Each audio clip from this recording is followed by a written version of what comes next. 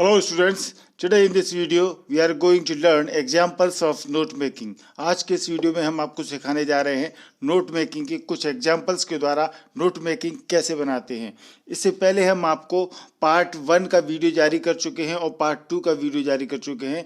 इन video के link आपको इस थर्ड पार्ट के डिस्क्रिप्शन में मिल जाएगी। इसमें हम बहुत अच्छे से आपको टिप्स एंड ट्रिक्स बता चुके हैं, किस प्रकार नोट मेकिंग आप बना सकते हैं, नोट मेकिंग क्या होती है, नोट मेकिंग के कई प्रकार के जो फीचर्स होते हैं वो सभी कुछ हम आपको पार्ट 1 और पार्ट 2 में बता चुके हैं। किस प्रकार से हम हेडिंग, सब हेडिंग, टाइटल और समरी बनाते हैं। और पार्ट 2 में हमने ये बताया किस प्रकार से हम एब्रीविएशन का इस्तेमाल नोट मेकिंग में करते हैं, एब्रीविएशंस क्या होते हैं, किस प्रकार से स्टैंडर्ड एब्रीविएशन का इस्तेमाल हम कर सकते हैं। सभी कुछ जानकारी आपको पार्ट 1 और पार्ट 2 में मिल चुकी है और हमने उसमें एग्जाम्पल्स भी आपको बताए हैं। इस पार्ट 3 में हम आपके लिए 2 नोट मेकिंग के लिए एग्जाम्पल्स लाए हैं। अच्छे से आप उनको समझें और नोट मेकिंग कैसे की गई है वो सारी बातें आप सीखें। पार्ट 1 और पार्ट 2 का वीडियो जरूर देखें, उसके बाद ही आपको नोट मेकिंग सीखने का मजा आएगा। तो चलिए, इसमें फर्स्ट क्वेश्चन जो अनसीन हम लेकर के आए हैं आपको, उसका क्वेश्चन है read the following passage carefully and answer the questions below. यानी जो भी अनसीन आपको दी जाती है नोट मेकिंग बनाने के लिए, वो अनसीन आपको अच्छे से 2-3 बार पढ़ना है और उसके बाद ही आपको उससे रिलेटेड क्वेश्चन का आंसर देना है। तो ये जो अनसीन दी जा रही है वो आपके पहले बोर्ड एग्जाम में आई है, उसको हमने लिया है उदाहरण के तौर पर। चलिए तो इसको पढ़ते हैं और समझने की कोशिश करते हैं। ये आपके एनवायरमेंटल प्रोटेक्शन यानी हमारे पर्यावरण की सुरक्षा के ऊपर ये अनसीन है। तो इस अनसीन में जो लिया गया है उसको पढ़ते हैं हम। It was a rare occasion for 10 students of this school to participate in the national exhibition on environmental protection held at 99J Powai, Mumbai. About 200 students from various parts of India took part in it. Many voluntary organizations and distinguished environmentalists also participated in it. आप देख सकते हैं इसमें बताया गया है कि एक नेशनल एग्जीबिशन, राष्ट्रीय प्रदर्शनी लगी, जो कि जिसका टॉपिक था, थीम थी जिसकी एनवायरमेंटल प्रोटेक्शन यानी पर्यावरण की सुरक्षा। उसके ऊपर राष्ट्रीय एग्जीबिशन हुई। तो इसमें लिखने वाले ये बताते हैं कि ये बहुत ही रेयर ओकेजन था, दुर्लभ अवसर था कि इस तरह की नेशनल एग्जीबिशन में इस स्कूल के 10 विद्यार्थी भाग लें, पार्टिसिपेट करें, जिसमें जिसका एड्रेस दिया गया है 99J पवई, मुंबई में ये एग्जीबिशन हुई। और इसमें लगभग 200 students from various parts of India took part in it. और भारत के भिन्न भिन्न भागों के करीब 200 स्टूडेंट्स, 200 विद्यार्थियों ने इस नेशनल एग्जीबिशन में भाग लिया। मैनी वॉलंटरी ऑर्गेनाइजेशंस, कई प्रकार की जो स्वैच्छिक संस्थाएं होती हैं जो खुद पर्यावरण सुधार के लिए काम करती हैं, उन्होंने भाग लिया, इसमें पार्टिसिपेट किया। And distinguished environmentalists also participated in it. और बहुत ही फेमस, प्रसिद्ध जो पर्यावरणविद होते हैं, जो पर्यावरण की जागरूकता के लिए काम करते हैं, ऐसे लोग ने इसमें नेशनल एग्जीबिशन में भाग लिया। The honourable chief minister inaugurated the exhibition. हमारे सम्मानीय मुख्यमंत्री महोदय ने इस प्रदर्शनी का उद्घाटन किया।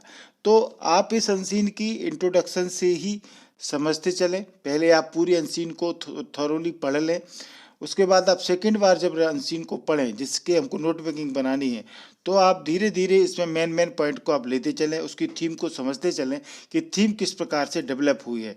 आप यहाँ देख सकते हैं कि इतने से पढ़ने से ही हमको पता लग रहा है कि ये नेशनल एग्जीबिशन की बात है, एनवायरमेंटल प्रोटेक्शन जिसकी थीम है।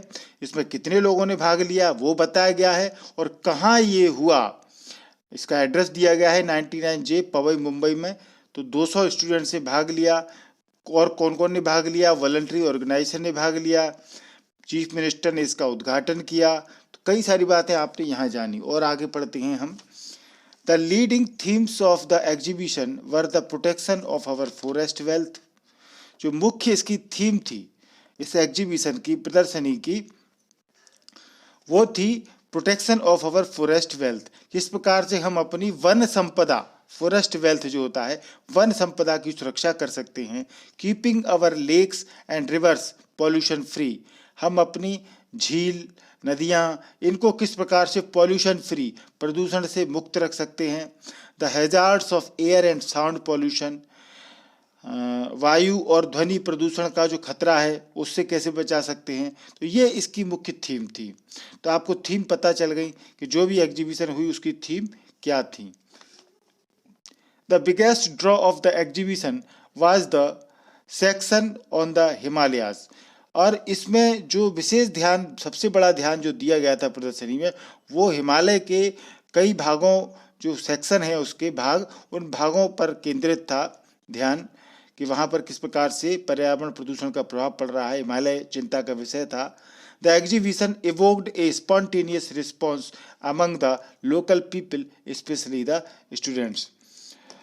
तो ये जो एग्जीबिशन थी, प्रदर्शनी, उसने एक सहज प्रतिक्रिया वहाँ के जो लोकल पीपल थे, या खास तौर से स्पेशली जो स्टूडेंट्स, विद्यार्थी, उनके बीच में एक सहज प्रक्रिया को पैदा किया। प्रतिक्रिया, रिस्पॉन्स, स्पॉन्टेनियस रिस्पॉन्स यानी सहज या स्वैच्छिक प्रतिक्रिया, खुद वो अपने आगे बढ़ कर के आए, लोग बाग अपने मन से काम करें, तो इसको कहते हैं spontaneous response.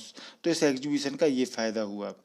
Such exhibitions are necessary to educate the people regarding environmental pollution. इस प्रकार की प्रदर्शनियाँ आवश्यक हैं लोगों को एडुकेट करने के लिए, शिक्षित करने के लिए, ताकि वो अपने एनवायरमेंटल पोल्यूशन, जो पर्यावरण का प्रदूषण है, उसके प्रति वो समझ सकें, समझ उनके अंदर विकसित हो सके। तो इस तरह की प्रदर्शनियाँ आवश्यक हैं। तो यहाँ आपने देखा कि इसकी थीम क्या थी, protection of our forest wealth, कैसे हम वन संपदा की सुरक्षा करें, हम अपनी झीलों, नदियों को कैसे प्रदूषण से बचाएं, वायु और ध्वनि प्रदूषण के खतरे हैं उसको कैसे देखें, हिमालय पर जो नुकसान हो रहा है प्रदूषण के कारण उसकी बात की गई, खास तौर से स्टूडेंट और पीपल ने भाग लिया इसमें। तो यहाँ आपने ये देखा। आगे अनसीन कैसे डेवलप होती है ये आपको समझते हुए चलना होता है, क्योंकि यहीं से आपको पॉइंट पॉइंट निकालते हुए हेडिंग, ये आपको क्या बनाना है वो हेडिंग, और हेडिंग के अंतर्गत क्या सब पॉइंट लेना है, सब हेडिंग लेना है, वो यहीं से आप थोड़ा थोड़ा करके पढ़ते हुए चलेंगे। आपको मैंने पार्ट 1 और पार्ट 2 में बताया है किस प्रकार से यदि 15-20 लाइन है किसी अनसीन में, तो उसको आप 3 या 4 पार्ट में बांट लें, डिवाइड कर लें, और 3 या 4 पार्ट में उसके डिवीजन करने के बाद में उस हर पार्ट से आप हेडिंग और पॉइंट सब हेडिंग लें। अगले नेक्स्ट लाइनों से नेक्स्ट हेडिंग पार्ट लेंगे तो बेहतर होगा। चलिए आगे देखते हैं। Large scale deforestation, haphazard, urbanization and industrialization have converted green belts into jungles of concrete. Environment pollution, smoke and dirt have turned cities like Delhi into gas chambers.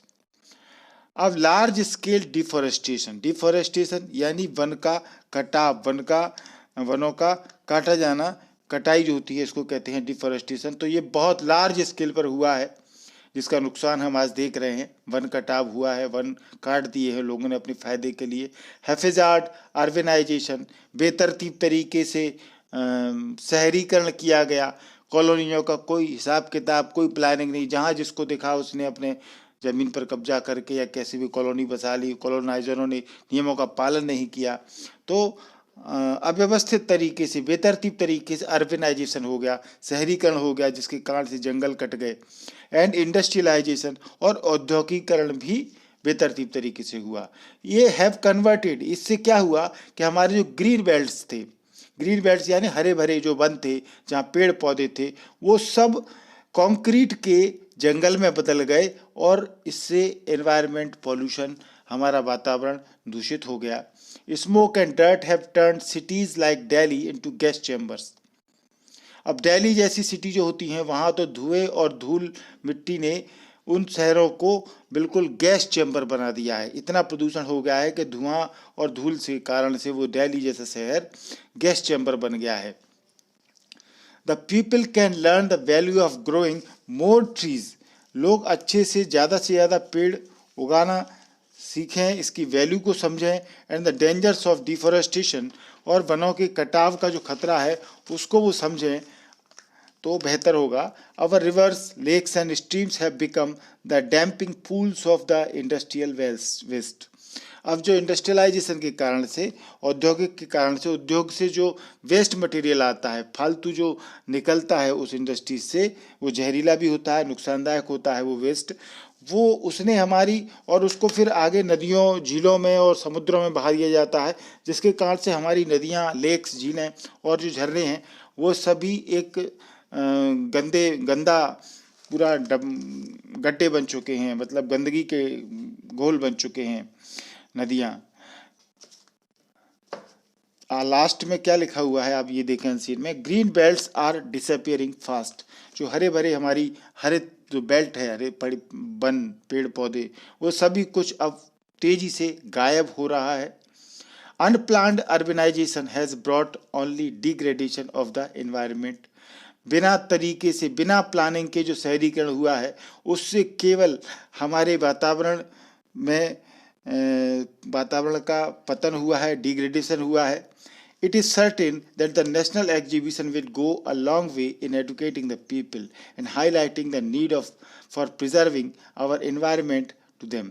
इस प्रकार की यदि राष्ट्रीय प्रदर्शनियां लगे तो निश्चित तौर से ये पक्का है कि इस तरह की राष्ट्रीय प्रदर्शनियां लंबे तौर पर लोगों को शिक्षित करेंगी और ये जो हमारे वातावरण की सुरक्षा के लिए आवश्यकता है उसको प्रकाशित करेंगी, उसको मुख्य तौर से बताएंगी।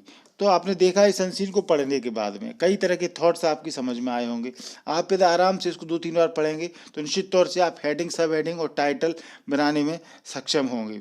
तो यहाँ क्वेश्चन दिए रहते हैं आपके पेपर में, जैसे ये फर्स्ट क्वेश्चन दिया है, read the above passage carefully and make notes on it. आपको पैसेज को सावधानी पूर्वक पढ़ना है और इसके नोट्स बनाने हैं। दूसरा, supply a suitable title and right summary of the passage. आपको अच्छा सा शीर्षक बनाना है और इसकी समरी भी लिखना है। तो अलग अलग क्लासेज में अलग अलग नंबर का ये आता है। तो आपकी स्क्रीन पर देखिए हमने टाइटल बना के दिया है, ऊपर है टाइटल इसका, एग्जीबिशन ऑन एनवायरमेंटल प्रोटेक्शन। यानी इसका पूरा आंसर पढ़ने के बाद में इसका जो टाइटल निकल के आता है वो आता है कि वातावरण की सुरक्षा के लिए प्रदर्शनी, क्योंकि नेशनल एग्जीबिशन के बारे में ही इसमें बात की गई है। तो यहाँ पर 3 हेडिंग बनाए गए हैं, आप मेन हेडिंग जिसको बोलते हैं, 3 मेन हेडिंग के अंतर्गत फिर सब हेडिंग लिए गए हैं, उसको आप देख सकते हैं। पहला हेडिंग है the national exhibition on environmental protection. अब यहाँ आपको ये देखते चलना है कि नोट मेकिंग जब हम बनाते हैं तो उसको सेक्शन में यदि आप 3 मेन हेडिंग बना रहे हैं तो 3 मेन हेडिंग के सब हेडिंग यानी पॉइंट्स आपको लेना है। तो वो कैसे, और साथ ही साथ उनमें आपको एब्रीविएशन का इस्तेमाल जरूर करना है। हमने इस नोट मेकिंग में भरपूर एब्रीविएशन का इस्तेमाल किया है, परंतु आप किसी भी नोट मेकिंग बनाते समय 4 या 5 ज़्यादा से ज़्यादा एब्रीविएशन का इस्तेमाल करें, ज़्यादा नहीं करें। हमने इसको समझाने के लिए ज़्यादा से ज़्यादा एब्रीविएशन इस्तेमाल किए हैं ताकि आप किस प्रकार से एब्रीविएशन का इस्तेमाल सीख सकें। तो यहाँ पहला जो मेन हेडिंग लिया गया है, national exhibition on environment protection. तो यहाँ आप देख सकते हैं इस मेन हेडिंग में एक एब्रीविएशन ये, दूसरा एब्रीविएशन, तीसरा एब्रीविएशन, 3 एब्रीविएशन का इस्तेमाल किया गया है। हालांकि आप एक मेन हेडिंग में एक ही एब्रीविएशन का इस्तेमाल करें, हम केवल आपको सिखाने के लिए ज़्यादा से ज़्यादा बता रहे हैं। तो ये देखिए आप, इसमें एग्जीबिशन की शॉर्ट फॉर्म है, ये एनवायरमेंटल की शॉर्ट फॉर्म है, ये प्रोटेक्शन की शॉर्ट फॉर्म है, ये मेन हेडिंग हो गया। फिर इसके बाद आपको 1.1, 1.2, 1.3, 1.4 इस प्रकार से इस एक मेन हेडिंग के अंतर्गत सब हेडिंग बनाना है। यहाँ पर आप 1.1, 1.2 की जगह 1A, 1B, 1C, 1D इस प्रकार से भी ले सकते हैं, यानी नंबरिंग जो है आप खुद चेंज कर सकते हैं अपने अकॉर्डिंग। तो यहाँ पर यदि मेन हेडिंग ये बनाया गया है कि शुरुआत में जो बताया गया है कि पर्यावरण सुरक्षा के ऊपर राष्ट्रीय एग्जीबिशन हुई, तो वो कहाँ हुई उसका एड्रेस दे दिया, हेल्ड 899J पवई मुंबई। यहाँ कोई फुल सेंटेंस का इस्तेमाल नहीं किया जाता है, नोट मेकिंग में आप ध्यान रखें। दूसरा, कितने लोगों ने भाग लिया, तो 200 स्टूडेंट्स पार्टिसिपेटेड। अब यहाँ स्टूडेंट्स की शॉर्ट फॉर्म एब्रीविएशन इस्तेमाल कर लिया। फिर लिखा है वॉलंटरी ऑर्गेनाइजेशन एंड डिस्टिंग्विश्ड एनवायरमेंटलिस्ट्स, ये आप देख सकते हैं। तो यहाँ पर ये इस्तेमाल किए गए हैं वॉलंटरी ऑर्गेनाइजेशन की शॉर्ट फॉर्म। ठीक है। इन्वायरमेंटल, ये प्रोटेक्शन, ये आप देख सकते हैं। पार्टिसिपेटेड की है PPTD और इन्वायरमेंटलिस्ट, ठीक है। फिर है इनॉग्रेटेड बाय सीएम ने इनॉग्रेट किया। तो नेशनल एग्जीबिशन जो हुई उसी से रिलेटेड हमने 4 पॉइंट इसमें बना ली हैं। देखिए, और कोई भी आप जो मेन हेडिंग से रिलेटेड पॉइंट नहीं है वो आप चाहे जो नहीं घुसेड़ें, ध्यान रखें। जो मेन हेडिंग बनाया है उसके अंतर्गत जो पॉइंट आते हैं वही आपको यहाँ बनाने हैं। चाहे आप, जरूरी नहीं है कि आप 1.4 4 पॉइंट लें, आप 3 पॉइंट ले सकते हैं, 2 पॉइंट ले सकते हैं, ठीक है। और ज़्यादा अच्छे हों तो आप 5 पॉइंट 6 पॉइंट भी ले सकते हैं। दूसरा मेन हेडिंग बना द थीम्स ऑफ एग्जीबिशन। तो एग्जीबिशन की जो थीम थी वो क्या थी? नंबर 1 2.1 डाल करके, क्योंकि दूसरा मेन हेडिंग है तो 2.1 2.2 2.3 करके लिया है। Protection of our forest wealth, एक तो थी थीम क्या थी कि फॉरेस्ट वेल्थ, हम अपनी वन संपदा की सुरक्षा करें। Keeping our lakes and rivers pollution free, हम अपनी झील नदियों को पॉल्यूशन फ्री रखें, ये पॉल्यूशन का एब्रीविएशन हो गया। फिर hazards of air and sound pollution का एब्रीविएशन इस्तेमाल किया है, यानी हवा और ध्वनि प्रदूषण के जो खतरे हैं वो इसकी मुख्य थीम थे। तो आप यहाँ देख सकते हैं किस प्रकार से हमने एब्रीविएशन के इस्तेमाल भी किए हैं, और बिल्कुल आपको एक के नीचे एक बड़ी सुंदरता से इंडेंट का इस्तेमाल करते हुए, यानी लेफ्ट से आपको मार्जिन छोड़ते हुए पॉइंट लिखना है। इस प्रकार कैसे मार्जिन छोड़ते हुए हमने लिखा है। तीसरा हेडिंग है कॉजेज ऑफ पॉल्यूशन। इसमें अंशी ने बताया है कि पॉल्यूशन के कारण क्या थे। तो 3 कारण इसमें बताए गए हैं खास तौर से। एक तो डिफॉरेस्टेशन, वन कटाव, और अर्बनाइजेशन, शहरीकरण, और इंडस्ट्रियलाइजेशन, औद्योगिकीकरण, ठीक है। तो ये हमने तीसरे मेन हेडिंग में तीनों के कारण ले लिए। तो डिफॉरेस्टेशन क्यों हुआ है? क्योंकि green belts converted into concrete, जो हमारे हरित वन हैं वो कंक्रीट में बदल गए हैं। शहरीकरण यानी डिग्रेडेशन ऑफ एनवायरनमेंट, जो वातावरण है उसका पतन हुआ है। इंडस्ट्रियलाइजेशन, जैसे कि औद्योगिकीकरण में rivers, lakes, streams have become the dumping pools of our industrial waste. यहाँ पर इंडस्ट्रियल का भी शॉर्ट फॉर्म इस्तेमाल किया गया है।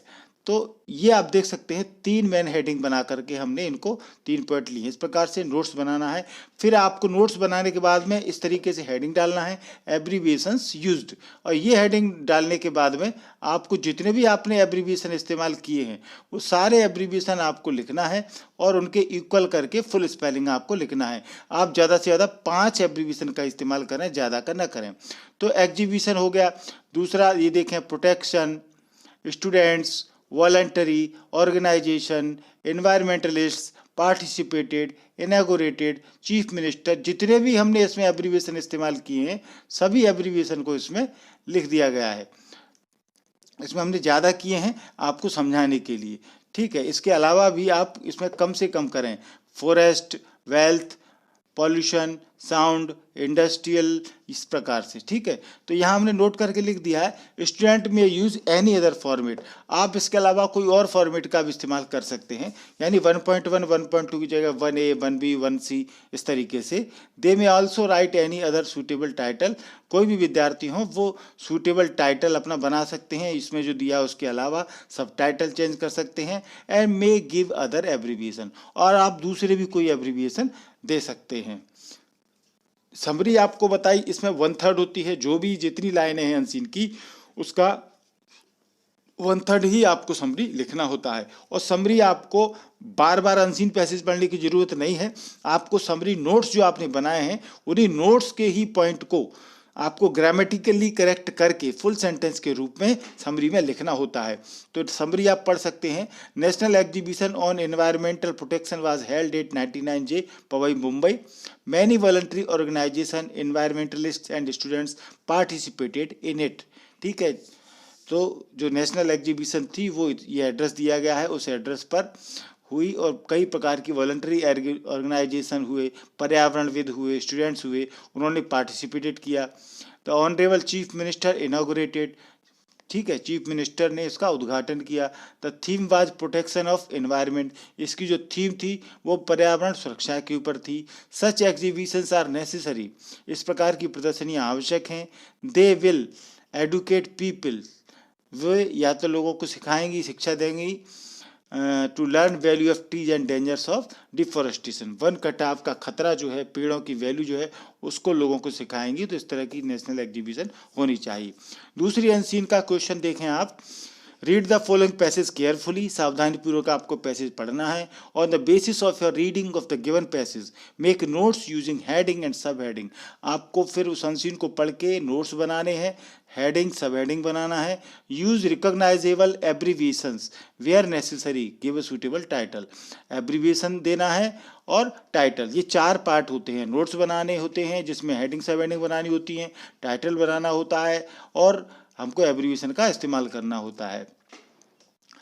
तो चलिए, आप जानते हैं ये जो अनसीन हम लेने जा रहे हैं वो चाइल्ड ट्रैफिकिंग के ऊपर है, यानी अवैध व्यापार जो बच्चों का किया जाता है, उनको बहला फुसला करके उनका इस्तेमाल, चाहे वो बाल श्रम में हो, चाहे उनकी बच्चों से कई प्रकार की जो गलत प्रवृत्तियां कराई जाती हैं, वो सभी आपको इस अनसीन में हम बताने की कोशिश करेंगे। किस प्रकार से इसकी भयावहता धीरे धीरे बढ़ती जा रही है। बच्चों को बेचा जाता है, मजदूरी कराई जाती है, गलत काम कराए जाते हैं। तो चलिए पढ़ते हैं। Millions of children in today's world undergo the worst forms of child labor, which includes child slavery, child prostitution, child trafficking, child soldiers.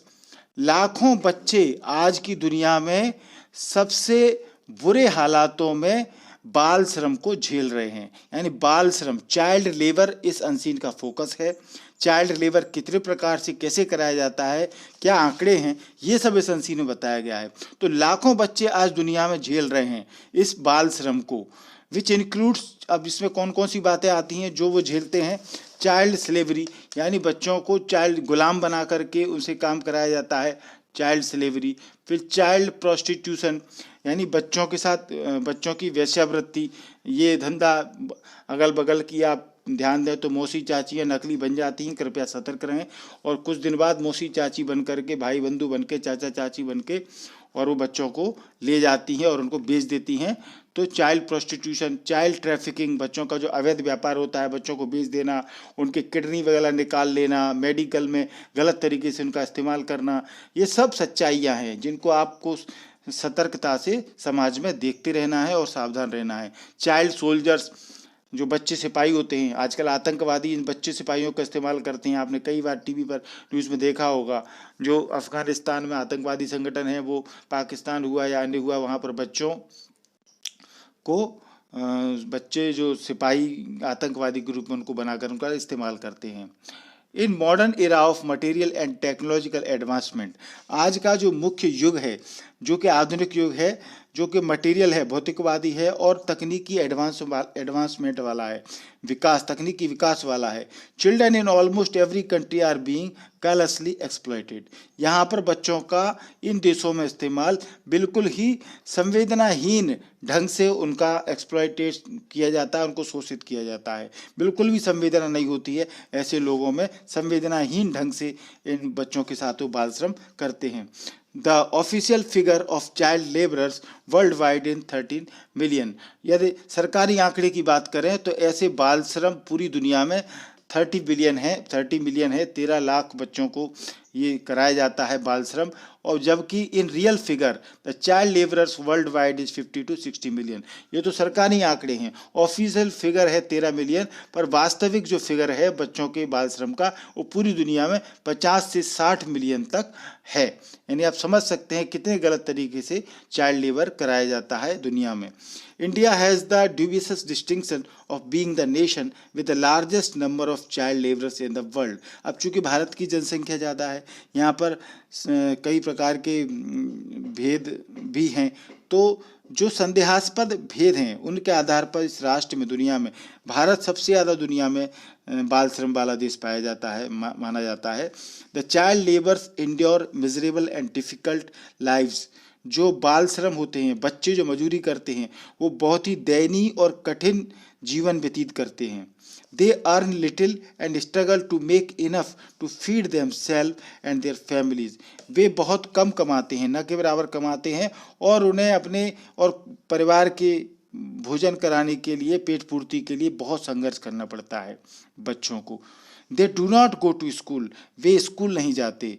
More than half of them are unable to learn the barest skills of literacy, उनमें से आधे से ज़्यादा तो ऐसे होते हैं जिनको कि पढ़ने की या छोटी मोटी कौशल स्किल्स जो होती हैं वो भी साक्षरता की बिल्कुल नहीं आती हैं, उनको असमर्थ हैं, वो बिल्कुल नहीं जानते। Poverty is one of main regions behind the phenomenon, और गरीबी ही इस जो दृश्य है ऐसा इसके पीछे मुख्य कारण है पॉवर्टी, गरीबी। तो यहाँ आप देख रहे हैं किस प्रकार से अनसीन डेवलप हो रही है, ये थॉट्स आपको दिमाग में रखनी है। Inadequate schools, a lack of schools और even the expense of schooling leaved some children with little else to do but work. Inadequate schools यानी अपर्याप्त स्कूल, बच्चों के लिए पर्याप्त स्कूल नहीं है, कमी स्कूलों की कमी है। और जो स्कूलिंग के जो खर्चे होते हैं, the expense of schooling, schooling की जो फीसें होती हैं, खर्चे होते हैं, कुछ बच्चे तो वो भी नहीं झेल पाते, उसके कारण से वो काम के अलावा उनके पास कोई और ऑप्शन नहीं होता, उन्हें मजदूरी करनी पड़ती है।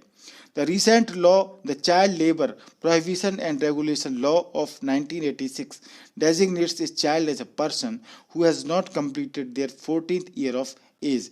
अब आपको पता होना चाहिए कि बच्चों के साथ बाल श्रम कराने के कुछ कानून हैं, नियम है, जिसको कि हम 1986 का भारत में बाल श्रम अधिनियम कहते हैं। प्रतिषेध और विनियमन, प्रोहिबिशन एंड रेगुलेशन लॉ होता है ये, जो जिसमें कि बच्चों को एक बच्चा माना जाता है जब तक कि वो 14 साल की उम्र को कंप्लीट नहीं कर लेता, 14 के बाद ही उसको व्यक्ति माना जाता है। तो उसकी ये परिभाषा है कि 14 साल के बच्चे या उससे कम उम्र के बच्चों को बालक माना जाता है। However there is neither blanket prohibition on the use of child labour nor any universal minimum age set for child workers. हालांकि ऐसा भी है कि न तो सामान्य प्रतिरोध चाइल्ड लेबर के ऊपर किया जाता है, लोग वाग देखते रहते हैं और बच्चों को मजबूरी में लगाते रहते हैं, कोई ज़्यादा ध्यान नहीं देता, न ज़्यादा इतना स्ट्रिक्ट रूल है इंडिया में, और न ही कई देशों में तो पूरे विश्व में तो मिनिमम एज सेट की है कि चाहे बच्चा कितनी उम्र में श्रम करेगा, उसको कितना माना जाएगा, इसकी एक मिनिमम एज भी सेट नहीं की गई है। The problem of child labor still remains even though all of these policies are existence। और जो बच्चों के श्रम की समस्या है वो आज भी बनी हुई है, क्योंकि जो वास्तव में जो पॉलिसीज हैं, ये जो नीतियां हैं, कानून हैं, वो एग्जिस्टेंट तो हैं, अस्तित्व में तो हैं, पर उसके बावजूद भी ये समस्याएं बनी हुई हैं। Enforcement is the key aspect that is lacking in the governments efforts.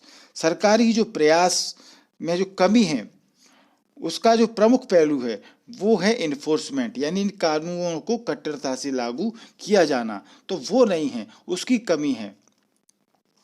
The fields of child labour are many, हालांकि चाइल्ड श्रम के कई फील्ड्स हैं। Child are engage in cracker making, child जो हैं, बच्चे जो हैं वो क्रैकरी मेकिंग में लगे हुए हैं। कारपेट वीविंग, जो कारपेट बनते हैं उनको बुनने में, बैंगल मेकिंग, चूड़ियाँ बेचने बनाने में, लॉक मेकिंग, ताला बनाना बेचने में, और माइका कटिंग, सनमाइका वगैरह कटती हैं। यहाँ आप कई प्रकार के बच्चों को श्रम करते हुए देख सकते हैं। तो चाइल्ड लेबर के ऊपर ये अनसीन हुई। अब इसकी नोट मेकिंग आपके स्क्रीन पर है, आप देख सकते हैं। इसका टाइटल बना है चाइल्ड लेबर इन इंडिया, यानी ये इसका टाइटल है, child labour in India, Bharat में किस प्रकार से चाइल्ड लेबर है। और उसके बाद में फिर हमने इसको फर्स्ट हेडिंग आपका लिया है टाइप्स ऑफ CL यानी कि एब्रीविएशन इस्तेमाल किए गए हैं चाइल्ड लेबर का। तो यहाँ हम देख सकते हैं आप ये की एब्रीविएशन जो इस्तेमाल की हैं, CL चाइल्ड लेबर के लिए, C फॉर चाइल्ड, PRL यानी जो कानून है प्रोहिबिशन एंड रेगुलेशन लॉ, उसके लिए PRL, IND इंडस्ट्री के लिए, UP Uttar Pradesh, AM million, ये सब जो है अलग अलग प्रकार से शॉर्ट फॉर्म इस्तेमाल किए गए हैं। तो हालांकि ये इस्तेमाल नहीं है इसमें, तो इसको आप छोड़ दे सकते हैं। तो पहला जो हेडिंग है वो है टाइप्स ऑफ चाइल्ड लेबर। तो प्रकार कौन कौन से हैं? एक तो चाइल्ड स्लेवरी, बच्चों को गुलाम बना के रखा जाता है, 1.2 हो गया। चाइल्ड प्रोस्टिट्यूशन, वेश्यावृत्ति कराई जाती है। चाइल्ड ट्रैफिकिंग, अवैध व्यापार होता है बच्चों का। और चाइल्ड सोल्जर्स, बाल सिपाही। तो इस प्रकार से वो बच्चों के जो प्रकार हैं चाइल्ड लेबर के, बाल श्रम के, तो पहला मेन हेडिंग तो हमारा चाइल्ड लेबर के, तो उसमें प्रकार बता दी किस प्रकार के प्रकार हैं।